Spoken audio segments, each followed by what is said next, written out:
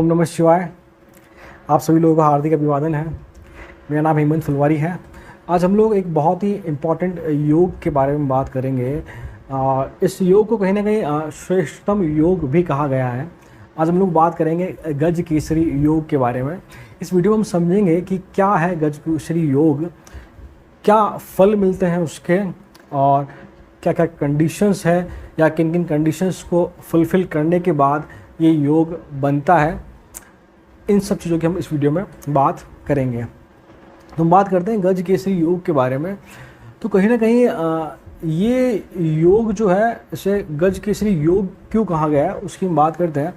तो जो गज है वह कहीं ना कहीं हाथी को रिप्रेजेंट करता है। उसका एक दृष्टिकोण हम हाथी से देख सकते हैं। हाथी से मतलब है कि हाथी के पास क्या क्वालिटीज़ हैं। हाथी कहीं ना कहीं रिप्रेजेंट करता है पोलाइटनेस को। हाथी कहीं ना कहीं रिप्रेजेंट करता है एक काम, एक शांत बिहेवियर को रिप्रेजेंट करता है, एक जेंटलनेस को रिप्रेजेंट करता है हाथी कहीं ना कहीं। हाँ, अनडाउटेडली स्ट्रेंथ को भी रिप्रेजेंट करता है, बट अपार्ट फ्रॉम दैट उसके पास ये क्वालिटीज़ भी हैं। हाथी को कहीं ना कहीं एक शांत जीव माना जाता है। और गज का हम एक और दूसरा साइड देखें तो हम गज को भगवान श्री गणेश से जोड़कर देख सकते हैं। तो भगवान श्री गणेश कहीं ना कहीं हैं जो ज्ञान के कारक हैं। तो ये तो हुआ एक पार्ट इस योग का, गज किन चीज़ों को सिग्निफाई करता है। और हम बात करें केसरी, हम लॉयन, शेर को हम केसरी बोलते हैं।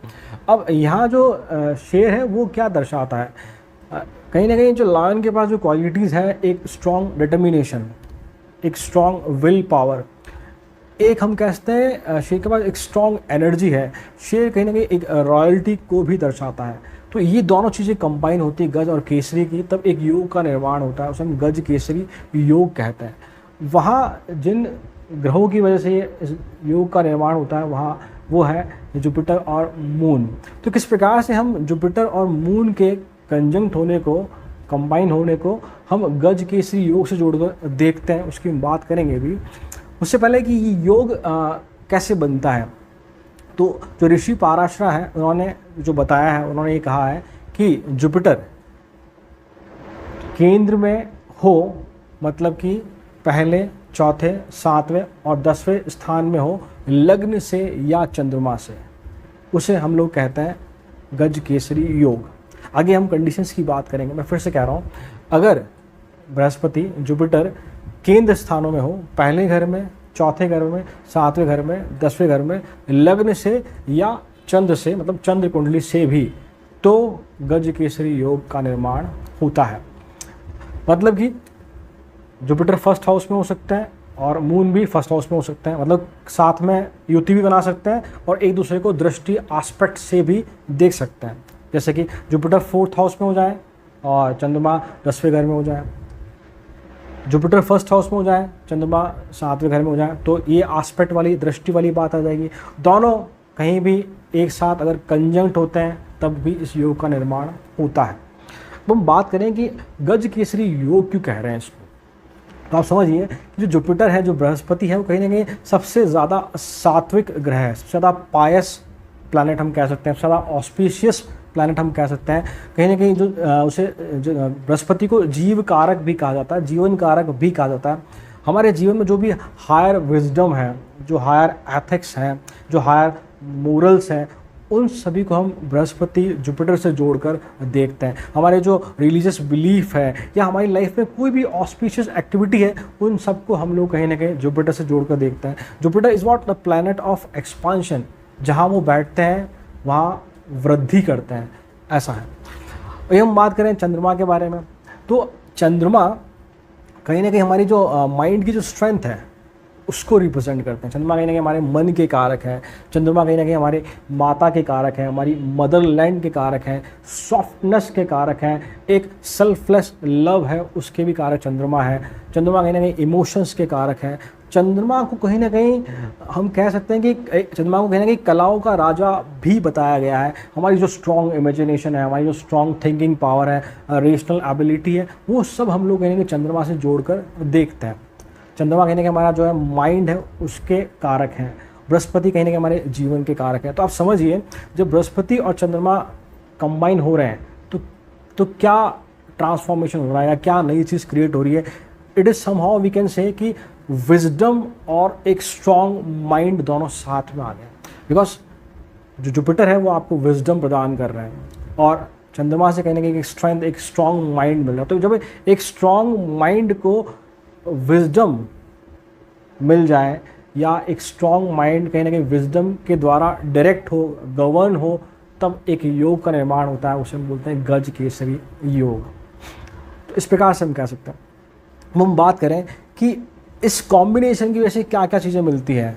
जब गज केसरी योग का निर्माण हो रहा तो क्या क्या चीज़ें प्राप्त होती है। एक आपको हायर इंटेलिजेंस मिलती है, एक हायर ऑप्टिमिज्म साइड, मतलब कि बहुत ज़्यादा आशावादी लोग देखे जाते हैं जब इस योग का निर्माण होता है। आप में एक स्ट्रॉन्ग पेशेंस क्वालिटी, एक धैर्य वाला जो गुण है वो डेवलप होता है। स्ट्रॉन्ग रिलीजियस बिलीफ डेवलप होते हैं जब ये योग बनता है। अब एक यहाँ क्वेश्चन आता है, या मैंने कई बार ऑब्जर्व किया है कि लोग कहते हैं कि क्या गज केसरी योग की वजह से अथाह धन प्राप्त होगा, क्या बहुत ज़्यादा धन कमा पाएगा इंसान। तो मेरे हिसाब से ऐसा नहीं है, क्योंकि कहीं ना कहीं जो धन है, जो मनी है, उसको शास्त्रों में या ज्योतिष में अशुभ माना गया है। तो इस योग का धन से कोई संबंध नहीं है। हाँ, ये ज़रूर बात है कि जो जुपिटर और मून है वो कहीं ना कहीं फाइनेंशियल वेल बीइंग के ग्रह माने जाते हैं। तो इसका मतलब ये है कि जितना आवश्यक है उतना आपको धन कहीं ना कहीं हम जुपिटर और चंद्रमा से जोड़कर देखते हैं। पर जो एक बात है कि अर्थात जब ये योग बन जाएगा तो आपको बहुत ज़्यादा धन मिलेगा, तो वो चीज़ नहीं है।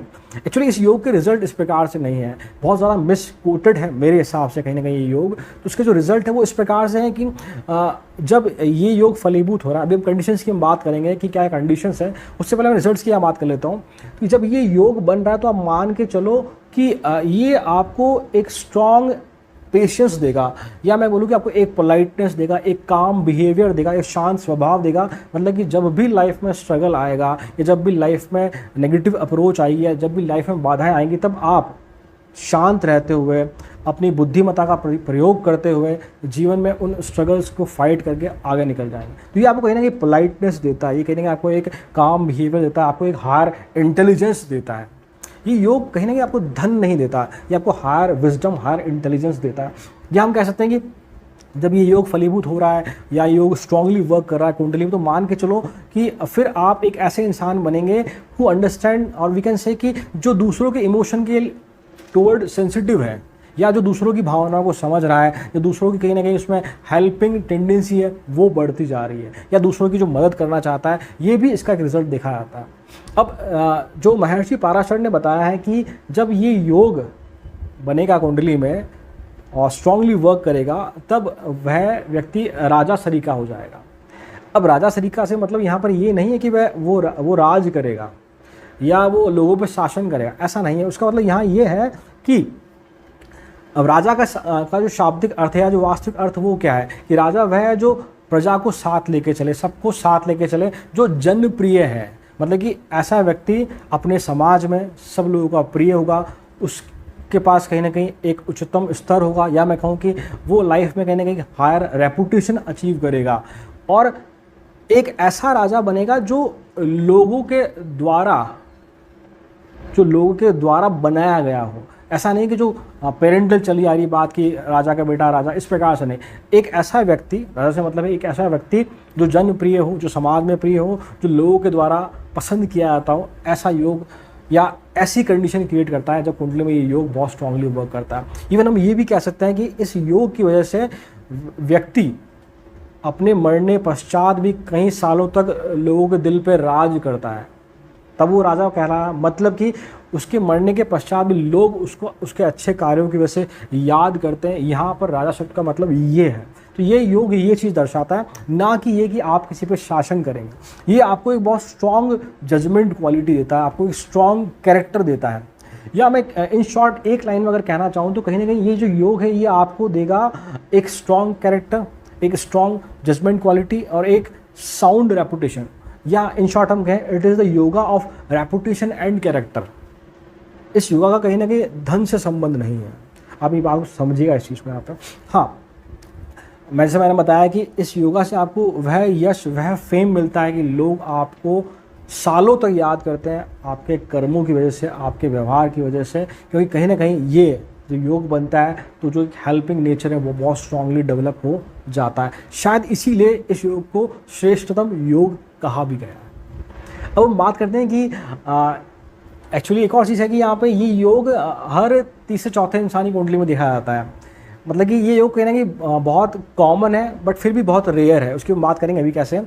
जैसे जिस प्रकार से जो बुध आदित्य योग है वह हर तीसरे इंसानी कुंडली में दिखाया जाता है, वैसे ये भी कहीं ना कहीं चौथे पाँचवें इंसानी कुंडली में दिखाया जाता है।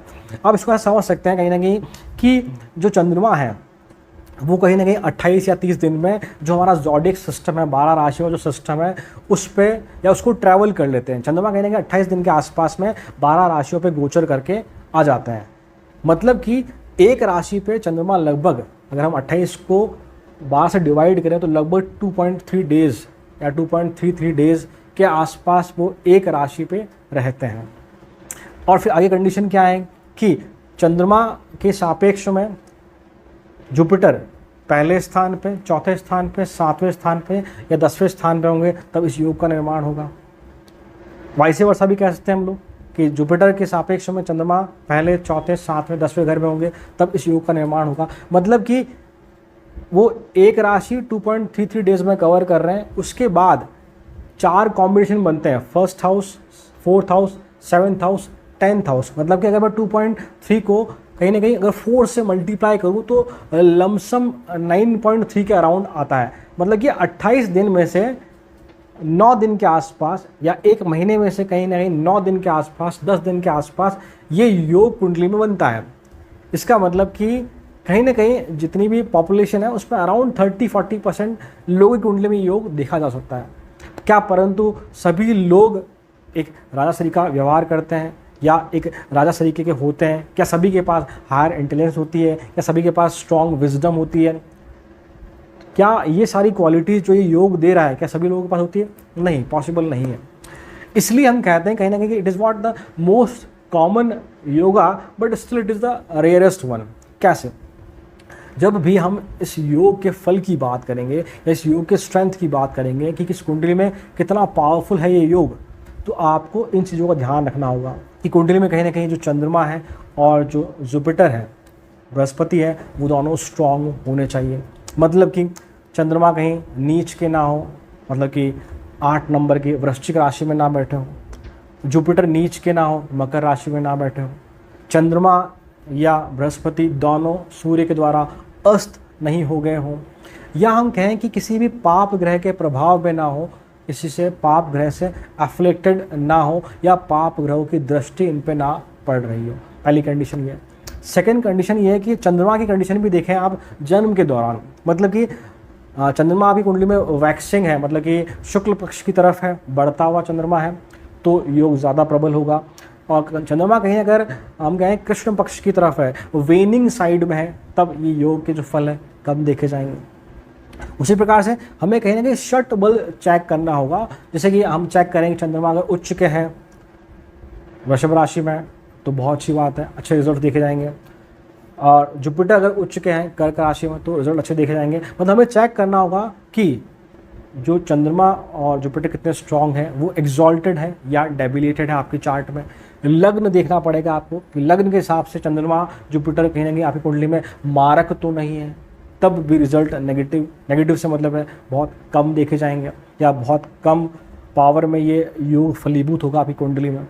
एक्चुअली लोग सिंपली, जो मैंने ऑब्जर्व किया है, लोग सिंपली सिर्फ ये देखते हैं चार्ट में कि चंद्रमा और गुरु साथ में, वो कह देते हैं कि आपकी कुंडली में तो गज केसरी योग बन गया है, आप सब कुछ पालेंगे, बहुत पैसा आ जाएगा। बट ये सही नहीं है, ये कहीं ना कहीं सही नहीं है, ये कंडीशंस है। उसके अलावा आप चेक करें कहीं कि चंद्रमा मरण स्थान में तो नहीं बैठे हैं या जुपिटर मरण स्थान में तो नहीं बैठे हैं या मरण कारक स्थान में तो नहीं बैठे हैं। जैसे कि मान लो हम कहते हैं कि अगर जुपिटर तीसरे भाव में बैठे हैं तो वो मरण कारक स्थान है, तो वहाँ फिर जुपिटर कमज़ोर हो जाएंगे। या हम कहते हैं कि चंद्रमा अगर अष्टम भाव में बैठे हैं तो उसका मतलब कहीं ना कहीं क्या है, उनकी जो डायरेक्शनल स्ट्रेंथ है, उनका जो दिग्बल है वो शून्य हो जाएगा।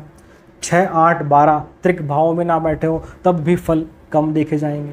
तो ये आपको चीज़ें सब देखनी पड़ेगी। लग्न के अनुसार ज़रूर देखें कि चंद्रमा आपकी कुंडली में, बृहस्पति आपकी कुंडली में योग कारक है या मारक। तो जब ये चीज़ें सारी हम देख लेते हैं, षट बल देख लेते हैं, हम रेट्रोग्रेशन चेक करें, वक्रता जो है ग्रह की वो चेक करें कि क्या आपकी कुंडली में बृहस्पति वक्री तो नहीं है। क्योंकि जब ग्रह वक्री होगा तब उसके पास एक विशिष्ट बल आ जाता है जिसे हम चेष्टा बल कहते हैं। और अगर वक्री होकर योग कारक है तो रिजल्ट्स अच्छे देखे जाते हैं, परंतु रिजल्ट में डिले होता हुआ देखा जाएगा। और वक्री भी है और योग कारक ग्रह नहीं है, मारक है जुपिटर आपकी कुंडली में, तो रिजल्ट डिले होंगे बट कहीं ना कहीं खराब देखे जाएंगे। तो ये सब कंडीशन हम जब एनालाइज कर पाएंगे तब हम समझ पाएंगे। मैं एग्जाम्पल्स की बात करता हूँ कैसे। जैसे मान लीजिए कि कर्क लग्न की कुंडली में, कर्क लग्न की कुंडली में अगर चंद्रमा और गुरु दोनों साथ में बैठ जाए पहले भाव में, साथ में बैठ जाए पहले भाव में, तो जो ऋषि पाराशर ने बताया है कि केंद्र स्थानों में पहले, चौथे, सातवें, 10वें में साथ बैठ जाए या एक दूसरे पर दृष्टि डालें तब इस योग का निर्माण होता है। तो डेफिनेटली योग बन रहा है, गज केसरी योग बन रहा है। अब देखो ये कितना पावरफुल है या कितना वीक, उसकी हम बात करें। पहली बात एक चीज़ सुनो, ये योग लग्न में बन रहा है। हम कह रहे हैं चंद्रमा और गुरु दोनों लग्न में बैठे हैं। तो ऋषि पाराशर ने जो समझाया है कि जितने भी योगों को उन्होंने समझाया है, ज़्यादातर योग उन्होंने लग्न के अनुसार बताए हैं। मतलब कि जब योग लग्न में बनेगा तब वो ज़्यादा पावरफुल होगा। तो पहली कंडीशन की ये योग पावरफुल है। सेकंड कंडीशन, यहाँ पर जो बृहस्पति है वह उच्च के हैं, एक प्लस पॉइंट। तीसरा प्लस पॉइंट, चंद्रमा स्वराशि में है। चौथा पॉइंट की जुपिटर पहले भाव में दिग्बली हो जाते हैं, उनके पास डायरेक्शनल स्ट्रेंथ आ जाती है। वहीं चंद्रमा जो है वो चौथे भाव में दिग्बली होते हैं, तो ये प्लस पॉइंट आ गया। तो 3-4 प्लस पॉइंट बन रहे हैं, इसलिए हम कहते हैं कि योग कहीं बहुत स्ट्रेंथफुल होगा। उसके अलावा कहीं ना कहीं इस लग्न में खैर जो है चंद्रमा वो तो लग्न के स्वामी हैं और जुपिटर भी कहीं ना कहीं चंद्रमा के मित्र हैं यहाँ पर, तो रिजल्ट बहुत अच्छे दिखे जाते हैं। यही योग बनता है फिर राजा राम की कुंडली में, कि उनकी जो कुंडली है, भगवान श्री राम की जो कुंडली है वो भी कर्क लग्न की कुंडली है, वहाँ पर भी गज केसरी योग बन रहा है पहले भाव में। खैर भगवान श्री राम की कुंडली में बहुत सारे योग बन रहे हैं, रोचक योग, मालवी योग, बहुत सारे योग हैं, परंतु कहीं ना कहीं ये योग भी बहुत इंपॉर्टेंट रोल प्ले करता है उनकी लाइफ में। तभी शायद हम कह पाते हैं कि उनमें जो भावना थी लोगों की मदद करने की, उनमें भावना थी कि लोगों के दुख को समझने की, आप उनके जीवन से समझ लें। अगर आप में क्वालिटी, अगर ये योग बन रहा है और आप आइडेंटिफाई नहीं कर पा रहे हैं, पर आप में कहीं ना कहीं हेल्पिंग टेंडेंसी डेवलप हो गई है, आप लोगों के दुख दर्द को समझ रहे हैं, आप लोगों की मदद कर रहे हैं, आपके पास स्ट्रॉन्ग विजडम है, एक स्ट्रॉन्ग जजमेंट क्वालिटी है, तो डेफिनेटली आप मान के चलें कि ये योग आपकी कुंडली में पॉजिटिवली वर्क कर रहा है। ठीक है, हम एक और एग्जाम्पल लेते हैं। जैसे मान लीजिए वृश्चिक लग्न की कुंडली है, पहले भाव में 8 नंबर लिखा है और वृश्चिक राशि के स्वामी मंगल ग्रह बनते हैं। और अब मान लो कि यह योग पहले घर में ही बन जाता है, फर्स्ट हाउस में बन जाता है कि चंद्रमा और गुरु साथ बैठे हैं। तो अब जो वृश्चिक राशि है उसमें चंद्रमा नीच के होते हैं 3 डिग्री तक। तो चंद्रमा का मानो 3 डिग्री तक है तो वो नीच के हो गए यहाँ पे, तो ये योग कमज़ोर हो गया, पहली बात। सेकेंड बात पर एक और चीज़ पर जोड़ दूँ कि कहीं ना कहीं यहाँ पर फिर जो राशि स्वामी है, जो मंगल है, अगर वो चंद्रमा को देख लें तो कहीं ना कहीं फिर नीच भंग राजयोग बनता है, तो फिर योग कहीं ना कहीं पावरफुल बन सकता है, ऐसे हम कह सकते हैं। इस प्रकार से हम देख सकते हैं। चंद्रमा अगर मान लो ये योग कहीं ना कहीं 8वें भाव में बन रहा है, गुरु और चंद्र अगर 8वें भाव में बैठे हैं और आपको किसी ने कह दिया कि आपके तो गज केसरी योग बन रहा है, तो ये तो नेगेटिवली वर्क करेगा यहाँ पे, बिकॉज कहीं ना कहीं 8वें स्थान में चंद्रमा है, उनका दिग्बल जो है वो 0 हो गया है। वहीं अब हम बात करें कि वृश्चिक लग्न में, फिर से हम बात करें कि मान लो वृश्चिक लग्न में ये योग बन रहा है 3रे भाव में, 3रे भाव में गुरु और चंद्रमा दोनों साथ बैठे हैं। तो अब बात समझिए यहाँ पे, तो यहाँ पे बहुत सारी कंडीशन आ जाती हैं। पहली चीज़ उसको हम इवैल्यूएट करें कि कैसा है ये योग, पावरफुल है या नहीं है। पहली चीज़ तो आप देखिए कि यहाँ चंद्रमा और गुरु दोनों बैठे हैं शनिदेव की राशि 10 नंबर में बैठे हैं, मकर राशि में बैठे हैं, तो फ्रेंडली बिहेवियर नहीं है, तो इसलिए योग कमज़ोर हो गया। दूसरी कंडीशन अब कहें कि अब गुरु 3रे भाव में, उनके लिए कहीं ना कहीं ये मरण कारक स्थान है, तो फिर ये दिक्कत हो गई। तो आपको चीज़ें देखनी होंगी कि पोजीशन क्या है, किन राशियों में बैठे हैं, फ्रेंडली साइन में बैठे हैं, उच्च के हैं, नीच के हैं। और एक और चीज़ यहाँ पे 3रे भाव में जो गुरु बैठे हैं तो वहाँ वो गुरु क्या हो जाते हैं, वो नीच के और हो गया मकर राशि में, तो ये जो योग है ये फलीभूत ही नहीं होगा।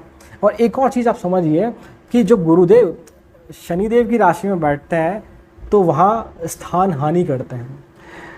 तो मैं थोड़ा इस पर प्रकाश डालने की कोशिश करता हूँ कि एक श्लोक इस प्रकार से है कि जीवा क्षेत्रे यदा शनि, शनि क्षेत्रे यदा जीवा, कि शनि के घर में अगर गुरु बैठते हैं या गुरु के घर में शनि बैठते हैं, तो जब शनि के घर में गुरु बैठते हैं तो गुरु वहाँ स्थान हानि करते हैं। मतलब कि आगे इस प्रकार से है, जीवा क्षेत्रे यदा शनि, शनि क्षेत्रे यदा जीवा, स्थान हानि करो जीवा, स्थान वृद्धि करो शनि।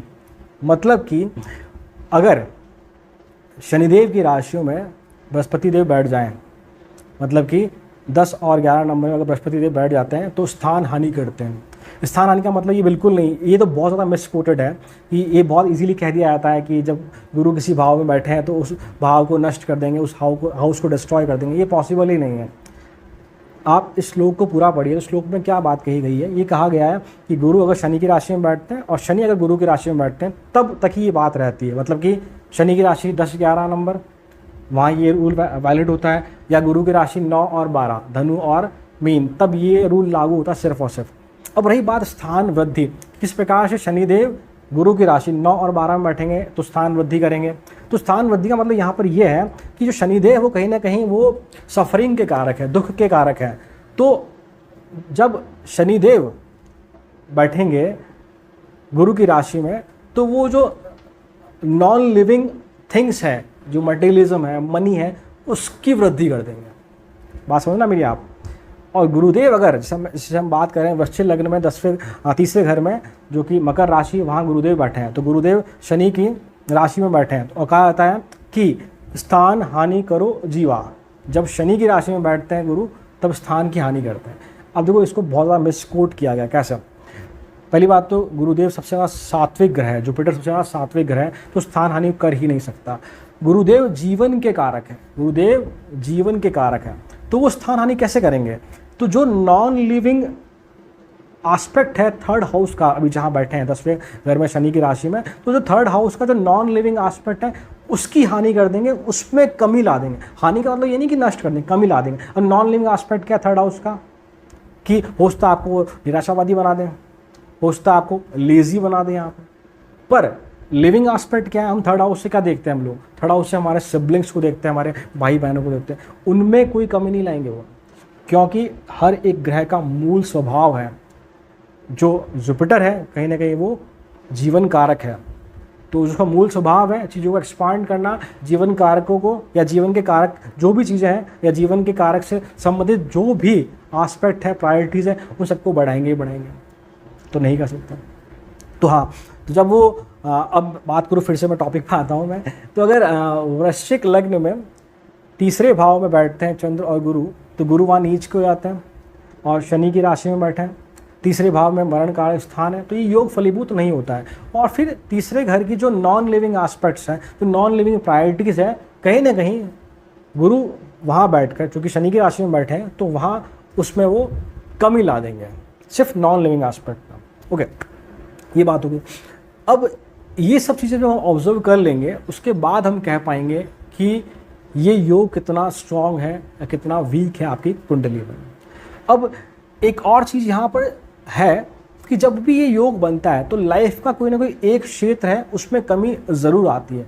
उसको आप ऐसा समझिए कि जो दैविक कथाएं हैं, जो माइथोलॉजिकल स्टोरीज़ हैं, वहाँ जो जुपिटर और चंद्रमा का जो रिलेशन है वो गुरु शिष्य का रिलेशन है, परंतु एक स्टोरी, एक माइथोलॉजिकल स्टोरी इस प्रकार से है कि बृहस्पति देव की जो पत्नी थी तारा, कहीं ना कहीं चंद्रमा ने उनके साथ विवाह कर लिया था, फिर वो बृहस्पति देव को छोड़कर चली गई, ऐसा अलग अलग स्क्रिप्चर्स में बताया गया है। और फिर उसके बाद एक बहुत बड़ा युद्ध भी हुआ। तो कहीं ना कहीं एक वो जो एस्पेक्ट है कि चंद्रमा और गुरु, अगर हम माइथोलॉजिकल स्टोरी से देखें तो एक एस्पेक्ट बनता है कि कहीं ना कहीं थोड़ा मन मुटाव ज़रूर है। इसका मतलब कहीं ना कहीं जीवन के, जब ये योग बनेगा तो कहीं ना कहीं जीवन के एक क्षेत्र में ज़रूर कहीं ना कहीं कमी आती है। अब वो उसका फाइनेंस हो सकता है वो आपकी पर्सनल लाइफ हो सकता है आपकी मैरिज लाइफ हो, या कोई भी एक एस्पेक्ट कहीं ना कहीं वहाँ ज़रूर कमी आती है। और जो पर्सनली मैंने ऑब्जर्व किया है, जो जहाँ मैंने ये कुंडली में योग देखा है, वो अलग बात है कितना पावरफुल था, कितना वीक था, तो जब भी ये कॉम्बिनेशन बनता है तो कहीं ना कहीं जो मैंने ऑब्जर्व किया वो ये है कि जो मैरिज लाइफ है थोड़ी वो ठीक नहीं देखी जाती। तो ये मेरा ऑब्जर्वेशन है जो मैंने देखा।